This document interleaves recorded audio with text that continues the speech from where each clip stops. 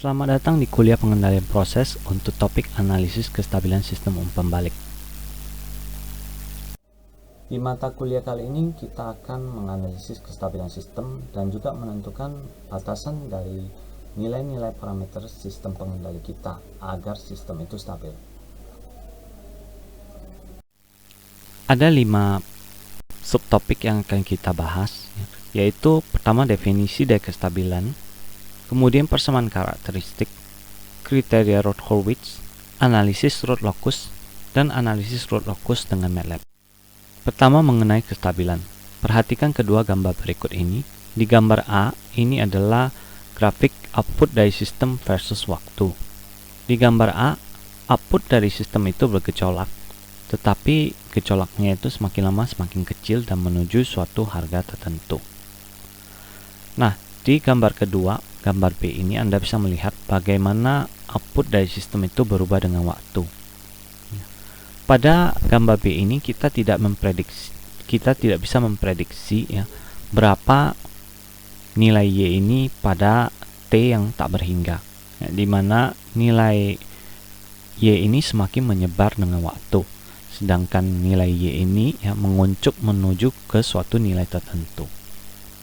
Nah, dari perbandingan kedua gambar ini ya, Anda bisa lihat bahwa gambar pertama ini ya, adalah output untuk sistem yang stabil, sedangkan di gambar kedua ini adalah untuk sistem yang tidak stabil. Nah, dari perbandingan kedua gambar ini ya, kita bisa mendefinisikan kestabilan secara sederhana, yaitu sistem dikatakan stabil apabila untuk setiap masukan terbatas itu menghasilkan keluaran yang terbatas. Menggunakan definisi dari kestabilan yang barusan, kita dapat membalikkan definisinya, sehingga ya, untuk nilai keluaran yang terus mengalami perbesaran seiring waktu, ya, maka sistem itu menjadi tidak stabil.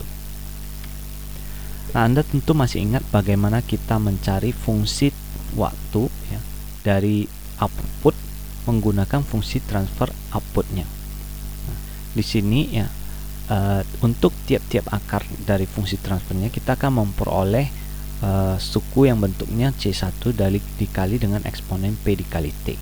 Nah, apabila nilai P ini bernilai real positif ya, maka seiring dengan waktu suku ini akan semakin besar. Nah, apa jadinya apabila kita memiliki suku real positif ya, maka perbesaran ini akan menyebabkan ketidakstabilan, sehingga kita bisa menyimpulkan bahwa ya, semua sistem yang memiliki akar real positif itu tidaklah stabil. Anda bisa mencoba melakukan latihan ya, yaitu Anda bisa mencoba mencari kestabilan dari 3 sistem ini. Dari 3 sistem ini, manakah yang stabil dan tidak stabil? Silakan Anda pause video ini dan mencobanya. Nah, apabila Anda sudah selesai menganalisis kestabilan dari sistem ini, ya, maka ya, dari ketiga sistem ini, sistem nomor 2 lah yang tidak stabil. Untuk mencari akar-akar dari persamaan fungsi transfer sistem pengendali umpan balik, kita melihat kepada penjemput dari fungsi transfer tersebut yang memiliki bentuk sebagai berikut. Nah, bentuk 1 ditambah GP, GFG, CGM ini ya, ini dapat diubah menjadi bentuk polinomial. Nah, ruas sebelah kiri ini disebut dengan persamaan karakteristik ya. Agar sistem stabil, maka seluruh akar dari persamaan karakteristik itu harus memiliki suku real negatif.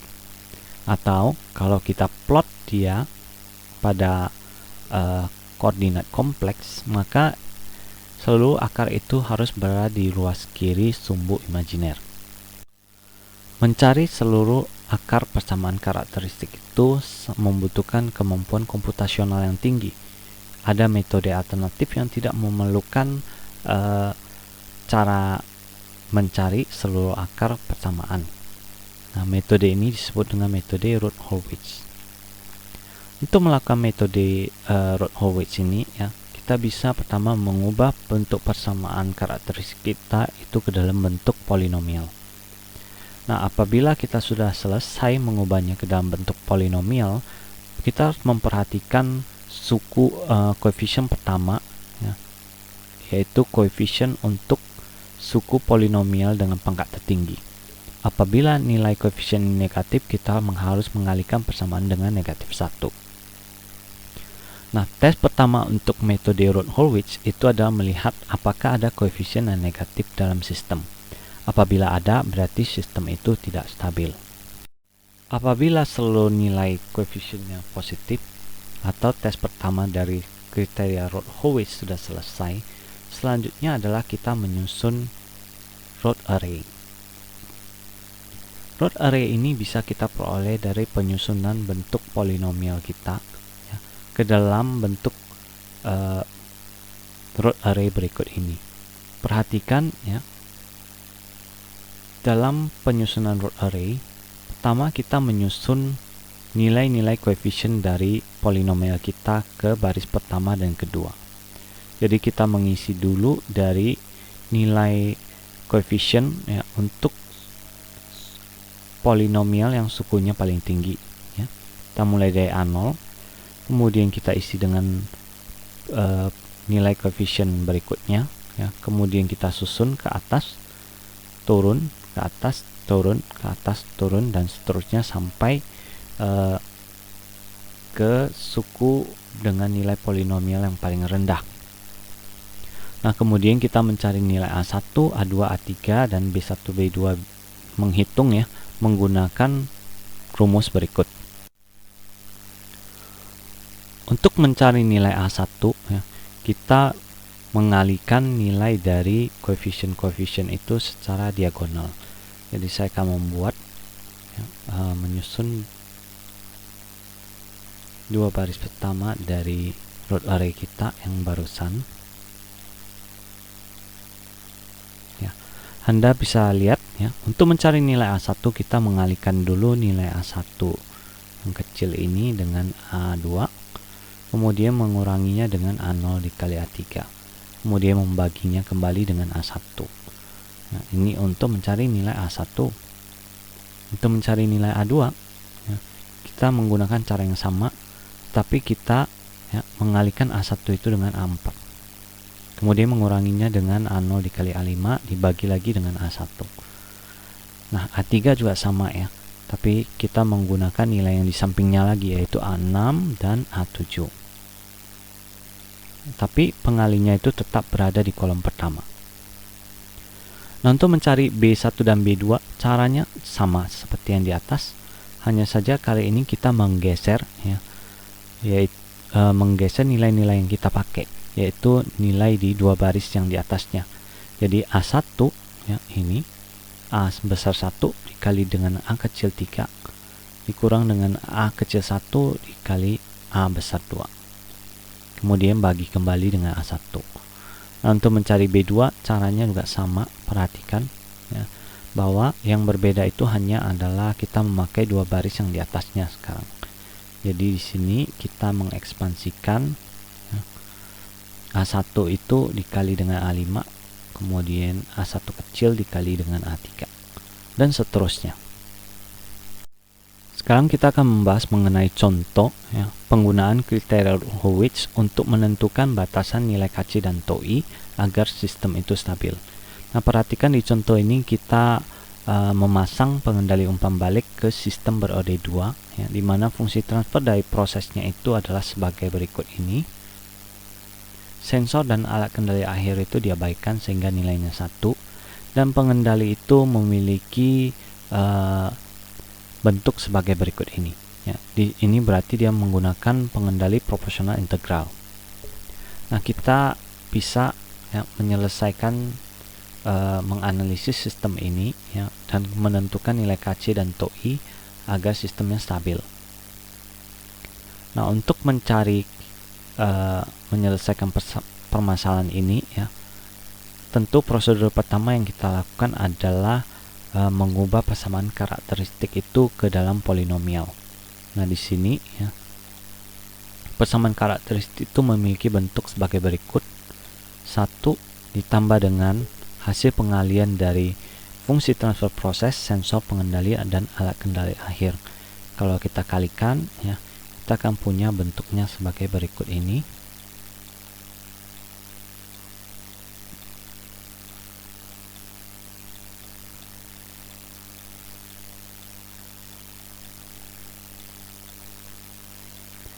Nah, setelah selesai kita lakukan, ya, selanjutnya, ya, perhatikan bentuk persamaan karakteristik ini belum dalam bentuk polinomial. Kita harus mengalihkan, ya. Mungkin kita bisa lakukan bertahap. Kita kalikan dengan seluruh persamaan ini dengan S kuadrat ditambah 2S tambah 2. Karena bentuk ini kan pembagian, ya, pembagian dengan persamaan ini, sehingga ini nggak bisa kita ubah ke dalam polinomial. Jadi setelah kita kalikan persamaannya dengan S kuadrat tambah 2S tambah 2, ya, nilai 1 ini akan menjadi ini, kemudian yang nilai belakang ini akan menjadi KC ditambah KC per tau I dikali S. Apakah bentuk ini sudah dalam bentuk polinomial? Ternyata belum, ya. Bentuk polinomial itu dalam bentuk S pangkat N, ya, di mana N ini harus lebih besar sama dengan 0, dan juga bukan dalam bentuk pecahan, ya, ataupun angka yang berdesimal, ya. Harus dalam angka bulat. Nah, sehingga untuk mengubah ini ke dalam polinomial, kita kali dengan S, ya. Sehingga bentuknya itu menjadi S pangkat 3 tambah 2S kuadrat tambah, ya. Perhatikan di sini KC itu sebenarnya berupa angka, ya. Sehingga KC ini pasangannya harus dengan angka juga. Jadi KC itu ditambah dengan 2, kemudian ini menjadi kali S, ya. Dan terakhir kita memiliki bentuk KC per tau I. Nah, dengan selesainya kita mengubah persamaan karakteristik kita itu ke dalam bentuk polinomial, kita akan peroleh, ya, pangkat yang paling tinggi itu untuk S3, yaitu 1, kemudian 2, ya, ini koefisiennya, ya, 1, 2 tambah KC, dan KC per tau I.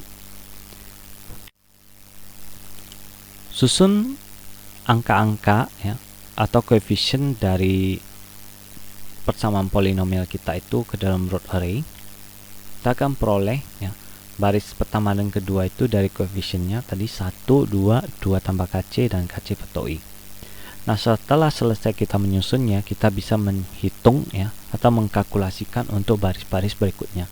Pada baris 3, ya, tentu Anda masih ingat, kita kalikan 2 dengan 2 tambah KC dikurang dengan ini, kemudian dibagi 2.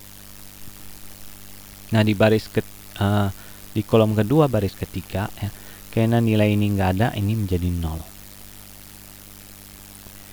Di baris keempat kita bisa mencari lagi, ya, nilainya dengan mengalihkan nilai ini ke samping, ya. Nah, perhatikan kita dapat nilainya menjadi KC per tau I. Nah, baris ke-5 kita nggak usah lagi, karena memang nilai di kolom kedua baris 4 itu udah nggak ada. Nah, selanjutnya perhatikan, ya, nilai-nilai dari elemen kolom pertama ini. Nah, nilai semuanya itu akan bernilai positif, ya. Di baris pertama itu nilainya 1, baris kedua 2, itu sudah pasti positif. Nah, baris keempat, ya, ingat bahwa KC dan tau I itu harus bernilai positif, ya. Dalam alat kendali kita itu nggak bisa negatif. Jadi KC per tau I itu sudah pasti positif. Nah, yang bermasalah itu hanya di barisan ketiga. Barisan ketiga ini agar sistem stabil itu harus bernilai positif. Dan agar nilai ini bernilai positif, kita bisa susun, atau Anda bisa secara logika atau penalaran, ya, perhatikan bahwa agar nilai baris ketiga ini positif, maka nilai di sini ini harus lebih besar dari nilai ini. Jadi 2 dikali 2 tambah KC itu harus lebih besar dari KC per tau I. Nah, persamaan ini ya, ini menjadi batasan KC dan tau I agar sistem kita itu stabil. Analisis selanjutnya yang bisa kita lakukan disebut dengan analisis root locus. Sama seperti namanya ya, root. Jadi dalam analisis ini kita sebenarnya memplot akar persamaan karakteristik ini pada bidang kompleks. Ya. Tapi ya, analisis ini sangat-sangat membutuhkan computational power ya. Jadi di sini lebih umum itu menggunakan software ya, atau komputer. Nah, dalam analisis root locus ini ya, kita memvariasikan nilai KC itu dari 0 ke tak berhingga, kemudian memplot ya akar-akarnya dan membuat gambarnya ya. Nah, jadi di sini ya, untuk menjelaskan bagaimana analisis root locus ini dilakukan dan cara kita menilai kestabilan ya, kita bisa mengambil contoh berikut ini. Jadi kita ambil contoh 2 tangki seri yang berpengendali proporsional dengan asumsi dinamika dari sensor maupun alat kendali akhir itu diabaikan. Nah, kalau kita buat persamaan karakteristiknya itu akan memiliki bentuk sebagai berikut ini. Nah, KC untuk pengendali proporsional, KP per tau 1S tambah 1 dikali tau 2S tambah 1 itu adalah untuk 2 tangki seri tadi. Nah, kalau kita mencari nilai akar ya dari persamaan yang di atas ini, karena kebetulan dia polinomial suku 2 atau kuadratik, kita bisa mencari akarnya menggunakan persamaan ABC. Ya. Bentuk persamaan ABC-nya akan memiliki bentuk ini, ya, di mana K ini sama dengan KP ditambah KP dikali dengan KC. Nah, perhatikan bentuk akar-akar ini ya, dia akan menjadi negatif sekian ini lebih kurang akar dari ini.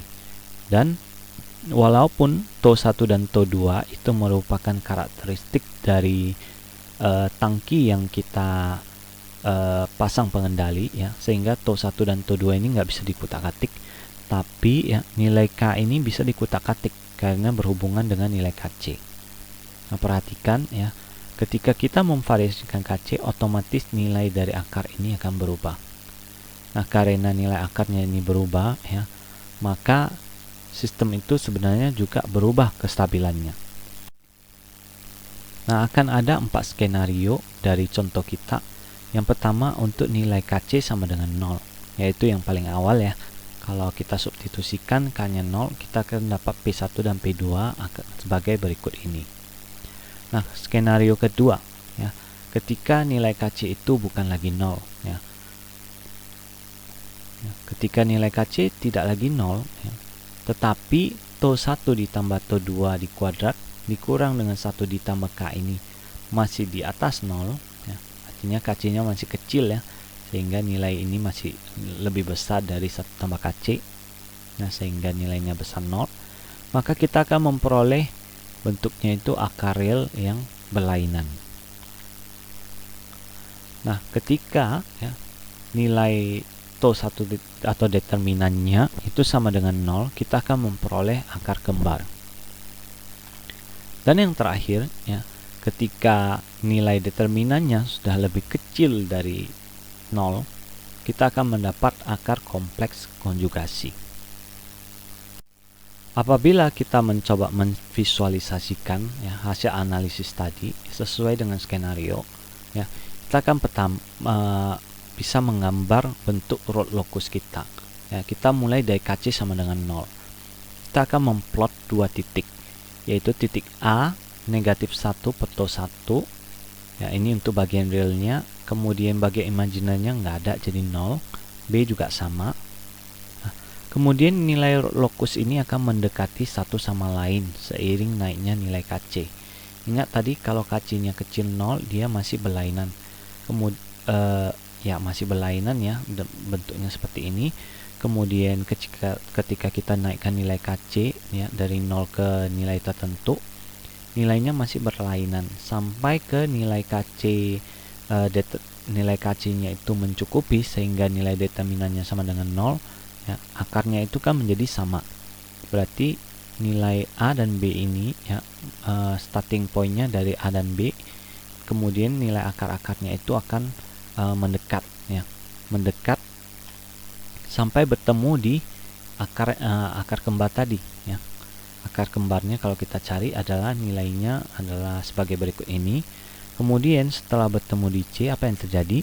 Ya, kita nilai dari determinannya itu masuk ke nilai negatif ya.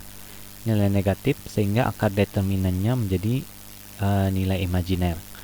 Nah, karena akar-akar kita itu ya, satu itu ditambah dengan akar determinan, satu lagi dikurang akar determinan, maka rod locusnya itu akan mulai ini ya, berpisah lagi, tetapi ya, memasuki rejim imajiner ya, dengan nilai real yang tetap. Nah, kalau kita gambar, dia bentuknya menjadi seperti ini ya. Pertama ada A, ada B, kemudian A dan B ini saling mendekat, kemudian bertemunya di titik C. Titik C ini yang pada saat akarnya udah kembar. Nah, kemudian keduanya mulai berpisah lagi.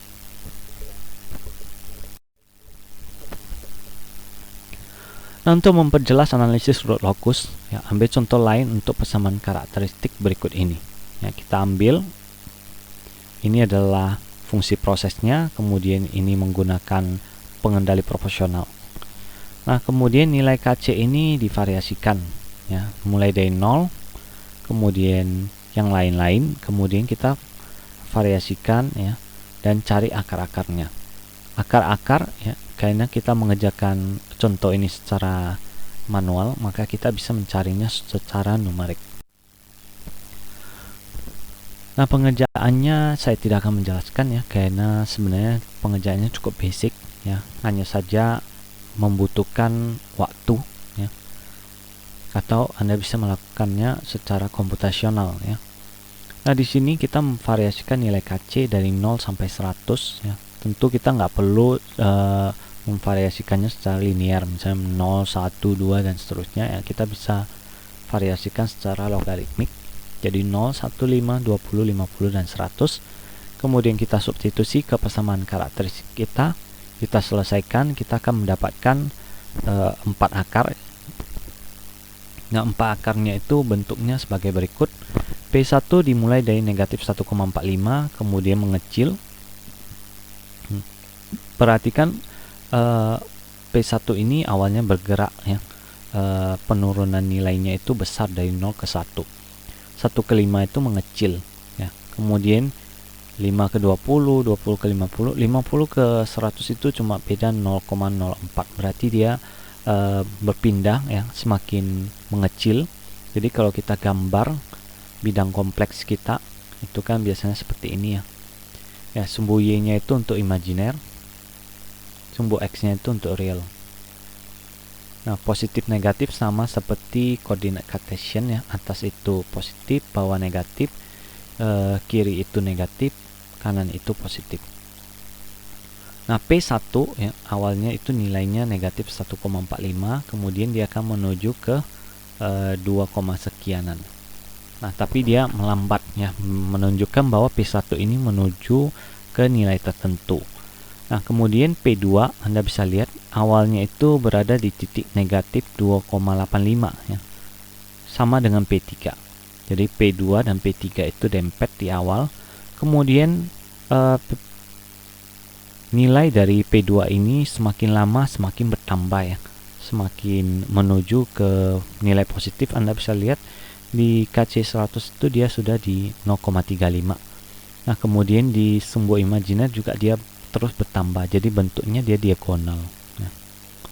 Apakah lurus atau enggak, saya sebenarnya kita lebih tepatnya itu kalau kita plot. Nah, ini untuk P1. Kemudian P3 juga sebenarnya sama aja ya, dengan P2, tetapi dia menuju ke bagian imajiner yang negatif. Jadi seperti ini. Terakhir kita punya P4 yang nilainya itu mulai dari negatif 4,35. Jadi saya gambar lagi di sini, mungkin sekitaran sini, kemudian menuju ke nilai negatif. Nah, gambarnya akan nampak seperti ini ya. Nah, berikut ini adalah tampilan MATLAB ya untuk analisis root locus kita yang barusan. Anda bisa lihat di sini, ini adalah nilai untuk P1, ini P2, ini P3, dan ini adalah P4. Apabila Anda menggeser kursor Anda ya ke garis P2 di MATLAB, nanti akan ditampilkan ya nilai KC-nya, kemudian juga nilai dari poinnya itu.